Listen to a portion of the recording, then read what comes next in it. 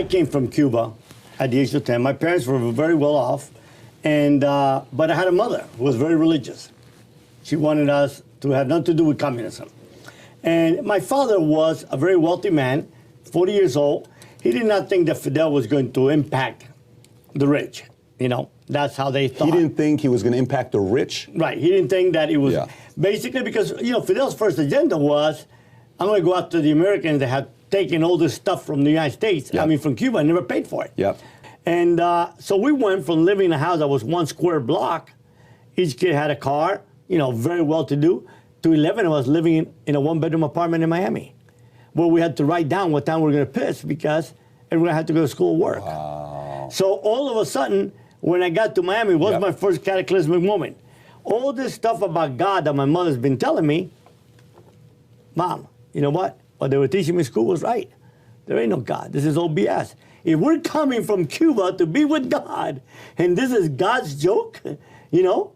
And so I grew up till many years later a diehard atheist. I was so skinny, I couldn't even ride my bike. The papers would flip me over. I had to walk until I got rid of enough newspapers. And we did that. But tremendous principle. You know, my father was, there was one thing that he taught me that it still resonates with me today at 65, and I've been, you know, told to my children over and over again. And to me and my brother used to look at each other and goes, man, there goes a damn broken record. He would come up to us, I don't know what, and say, son, in life, you have no control whether you're dead or alive. No control whether you're sick or healthy.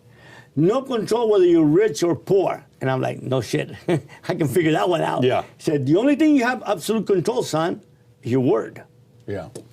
But you know, my father was a man of unbelievable principles. You know, my father, we had no food to eat.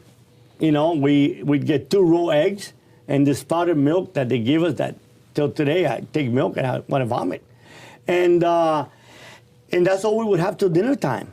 And dinner time was rice and beans. He's making 85 cents an hour, minimum wage, doesn't speak English, 40 years old, 3 little kids, rent $80. I mean, we're literally going through hell.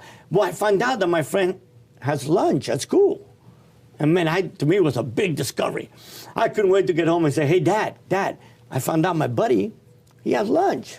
He has a sandwich. To me, a sandwich is like now having a 3-pound lobster. And he's like, you know the old generation, they didn't speak much, you know, kids were meant to be seen, not to be heard.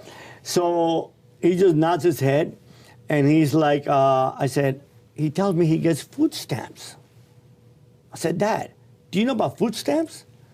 And he's like, nods his head. I said, well, why don't we get food stamps, Dad? He's like, son, because that's for poor people. And I looked at him, Patrick, and he was like, holy crap. We're not even poor yet? You mean we still got to climb our way out of wherever that's called to get to poverty? I said, Dad, we're not poor? He pointed a finger in my chest and said, no, son, we don't have any money. People that take money from the government are poor and going to stay poor. You figure out how to get up early and help feed your family.